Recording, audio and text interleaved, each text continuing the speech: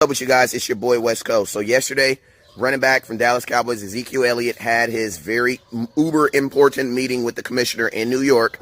After his meeting, he released his infamous tweet that I think everybody's read in 5 different languages, so I'm not going to go through that too much. But after it was said and done, Jane Slater, a very, very reputable source. I consider her a very reputable source because of the work that she's done in the past. Remember, she was the first reporter that reported on the infighting in the Dallas Cowboy locker room as far as the play calling.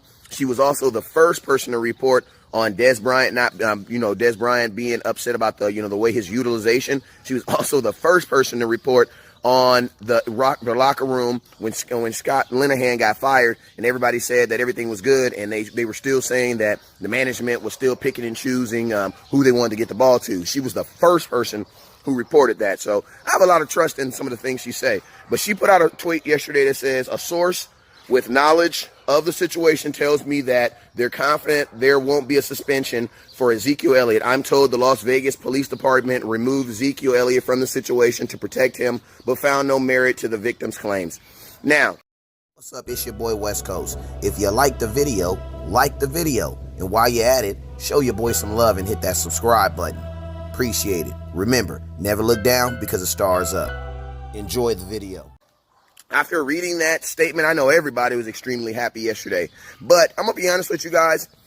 I read that statement yesterday, and even though I'm happy to hear that Ezekiel Elliott is, there's a really good chance that Ezekiel Elliott will not face any type of suspension. It's funny because we were kind of preaching that over here on Dallas Cowboy Scouting. You know, I know we did a really good job of educating you guys on what he possibly could face, but I think for the longest, me and Boss Cowboy together were preaching that, hey, we actually feel that this is an opportunity that the Roger Goodell is going to use this situation to get Jerry Jones back under his arm, for speaking. Because if you got to think like this, and over the last 5 years, who has been Roger Goodell's biggest enemies? Like, just think about that. Who has been the 2 organizations that he has fought with the most over the last 5 years? I would say the Dallas Cowboys and the New England Patriots. Now, think about this. Both owners came into some weird situations this offseason, the last year. And think about this. Both situations got Thanos snapped.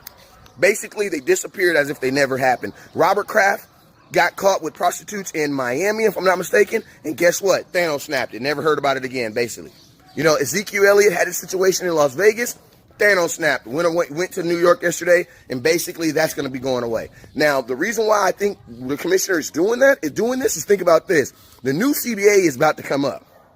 The new CBA, the collective bargain agreement, the agreement that all 3 owners, players, and commissioner all signed to determine how much they're going to get paid and what's going to happen is about to come up. And you got to think like this. Does Roger Goodell really want to have a fight with Jerry Jones, one of the most powerful owners in all of sports, right before the CBA comes up? No, I don't think he does. I don't think he does.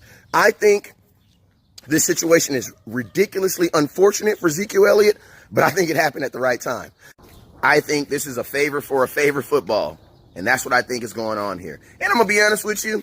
I'm not even knocking it. Why? Because I want my running back on the field. We always talk about how things aren't fair and how things don't, how it's not fair that they got away with this and they got away with this. But I'm going to tell you, in this situation, I want this situation to not be fair on the Dallas Cowboys. Why? Because if you look at the letter of the law for the contingency plan that Zeke signed in 2017, it specifically says that he is not to have any situations like this.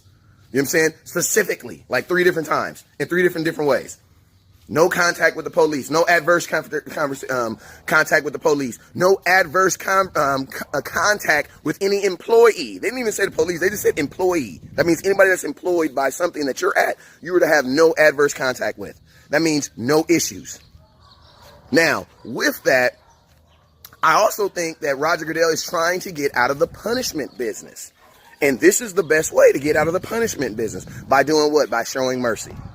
You know what I'm saying? Roger Goodell is not dumb. Roger Goodell knows that the CBA is coming up, and it makes him no sense to go to war with Jerry Jones and Robert Kraft right before they're trying to get this big money signed and these new deals signed.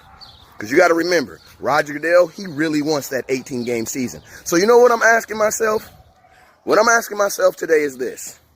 If Ezekiel Elliott is basically exonerated and gets no suspension, I'm very curious on what it is going to cost Jerry Jones.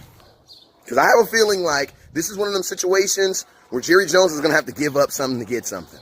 Because this situation was mediated and settled ridiculously fast. Now, we don't know what the punishment's going to be, so all this could go in a different way. But I have a very good feeling that Zeke's going to be okay in this situation. And I also have a very good feeling that Jerry had to give up something to get where he is right now with Zeke. So, hey, in life, that's how it is. Sometimes you got to give a little to get a little, you know what I'm saying? And I definitely believe right now the commissioner is thinking about this. There's no way I can go into a room with 32 owners knowing that we just got into a big old fight in the middle of the media and in front of the United States. It doesn't work like that. The commissioner is thinking about that CBA, and what's most important is that they do not have a lockout. Why? Because when a lockout happens, nobody makes money, including the commissioner. And that's what he's thinking about. I love it. Want to know why? Because that lets me know that my running back's going to be on the field in 2019. Hey, you guys already know what it is. Never look down because the star is up. Peace.